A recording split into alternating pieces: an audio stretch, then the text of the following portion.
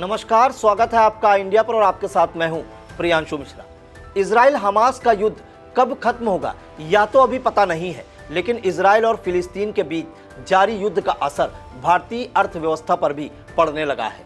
चूंकि भारत और इजराइल के बीच अरबों डॉलर का कारोबार होता है, तो ऐसे में अगर युद्ध और लंबा चला तो आयात और निर्यात पर काफी बुरा असर पड़ सकता है, जिसकी शुरुआत भी हो चुकी है। इस युद्ध का सबसे पहले असर कच्चे तेल की आपूर्ति पर पड़ता दिख रहा है। अगर युद्ध पूरे पश्चिम एशिया में फैला और भी देश इसमें शामिल हुए तो कच्चे तेल की सप्लाई बाधित हो जाएगी। ऐसे में तेल के दाम बढ़ेंगे, जिसका असर माल ढुलाई पर भी पड़ेगा। इससे खाने पीने की चीज़ें भी महंगी हो जाएंगी। चूँकि इजराइल के लिए भारत एशिया में तीसरा सबसे बड़ा ट्रेड पार्टनर है और इजराइल की कंपनियों का भारत में निवेश है, तो लगातार जारी युद्ध की स्थिति में ये कारोबार प्रभावित हो सकता है। भारत के साथ इजराइल के कारोबार पर नजर डालें तो 10 बिलियन डॉलर से भी अधिक का है, जिसमें से 8.5 बिलियन निर्यात और 2.3 बिलियन डॉलर आयात है।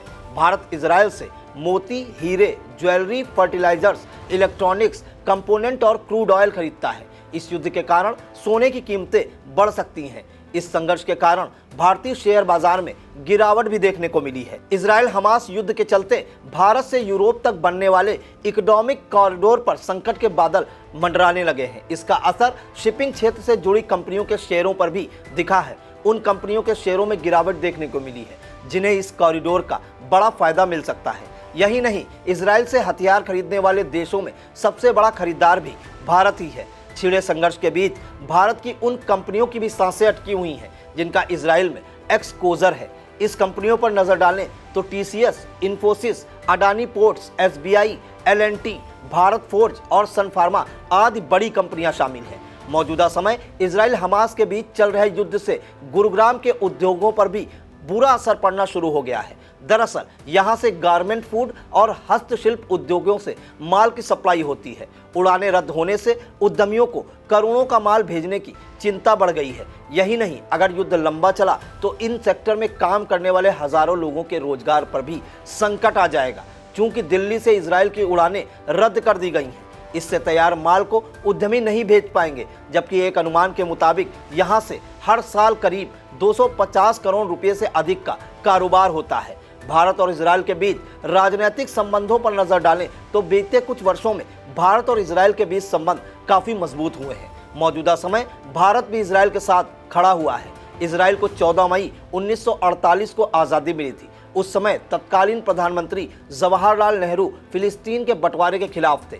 इसलिए भारत ने 1948 में संयुक्त राष्ट्र में इजराइल के गठन के खिलाफ वोट भी किया था। हालांकि भारत ने 17 सितंबर 1950 को आधिकारिक रूप से इजराइल को एक संप्रभु राष्ट्र के रूप में मान्यता दे दी। इसके बाद जब 1962 में भारत चीन से युद्ध लड़ रहा था, उस समय इजराइल ने भारत को मदद की पेशकश भी की थी और मोर्टार रोधी उपकरण भी दिए थे। 1965 और 1971 में पाकिस्तान के खिलाफ युद्ध में भी इजराइल ने भारत को सैन्य साजो सामान उपलब्ध कराया था। भारत ने 1992 में इजराइल के साथ राजनयिक संबंध बहाल किया। वर्ष 2003 में पहली बार भारतीय विदेश मंत्री जसवंत सिंह इजराइल गए थे। इसके बाद प्रधानमंत्री नरेंद्र मोदी के कार्यकाल में राष्ट्रपति प्रणब मुखर्जी इजराइल गए थे। वर्ष 2017 में प्रधानमंत्री नरेंद्र मोदी इजराइल के दौरे पर गए और इजराइल का दौरा करने वाले भारत के पहले प्रधानमंत्री भी बने। इस तरह दोनों देशों के बीच संबंध समय के साथ मजबूत होते चले गए। फिलहाल इजराइल और हमास की लड़ाई के बीच भारत खुलकर इजराइल का समर्थन कर रहा है। यह महत्वपूर्ण जानकारी जुटाई है हमारे सहयोगी अविनाश चंद्र मिश्र ने और कैमरे के पीछे हैं हमारे कैमरामैन हसन गोगा और इस खबर को आकर्षक ढंग से सजाया है हमारे एडिटर सैयद मोहम्मद फरमान। शिक्षा के क्षेत्र में जनपद का अग्रणी संस्थान विद्यानिकेतन फार्मेसी एवं विद्यानिकेतन डिग्री कॉलेज, कुतुबनगर, सीतापुर। सत्र 2023-24 के लिए डी फार्मा एवं बीए में प्रवेश के लिए शीघ्र संपर्क करें। सत्र 2022-23 में डी फार्मा का रहा उत्कृष्ट परीक्षा फल। सभी 90% छात्र छात्राएं प्रथम श्रेणी में हुए उत्तीर्ण।